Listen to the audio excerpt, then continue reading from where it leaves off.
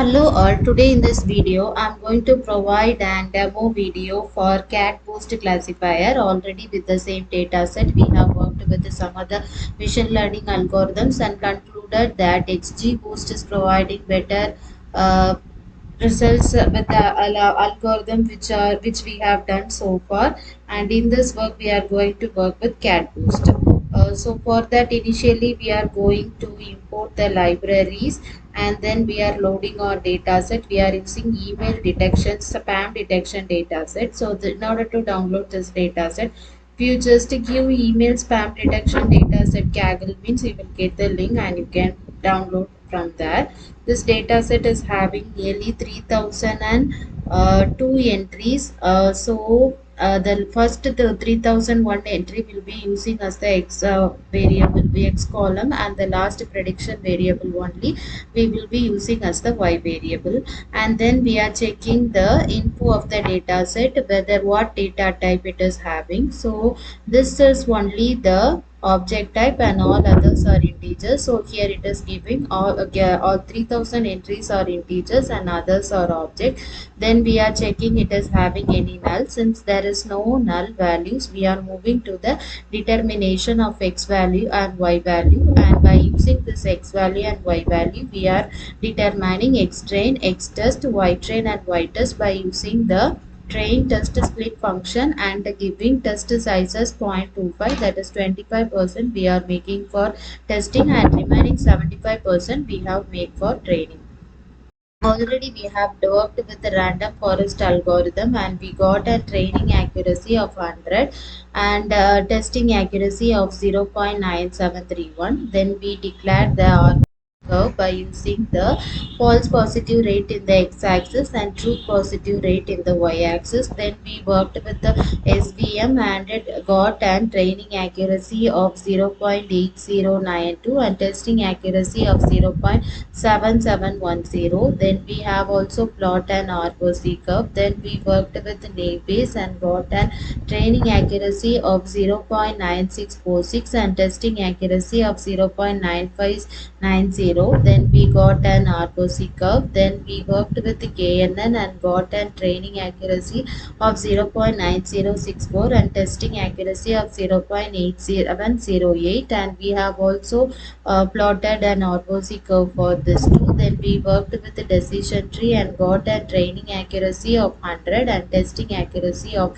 0.9342. Then we also plotted an ROC curve. Then we worked with logistic regression and got a training accuracy of 0.9832 and testing accuracy of 0.9659, and we have also plotted an ROC curve. Then we worked with XgBoost and got an training accuracy of 100 and testing accuracy of 0.9806. Then we have also plotted an ROC curve, and then in this work we are going to work with CatBoost classifier. So in every video, as I'm saying here also, the only change we are going to do is the library change and this function change. The variable we will be calling within this function, and this only we will be using for training and testing. For training we will be using the training variables and testing variables.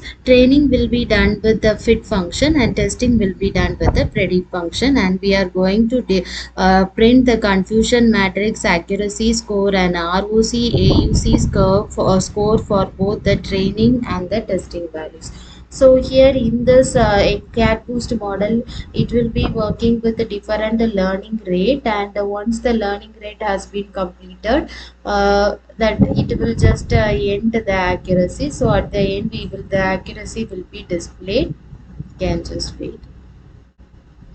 So as usual, the confusion matrix for train will be high when compared to the confusion matrix for testing. Why? Because we are using 25% only data for testing and the remaining 75% we are using for training. So training only will show higher result when compared to testing. The accuracy score for this we have got is 0.9997 and the ROC AUC curve is 100. Then for testing accuracy score we have is 9029, and the ROC AUC curve is 0.9977, and then we have also made to plot the ROC curve by using the positive rate and the false positive rate. Then we have made a comparison of every models. To make the comparison of every models, we are calling the models we have determined so far within a single variable called model. It consists of the random forest,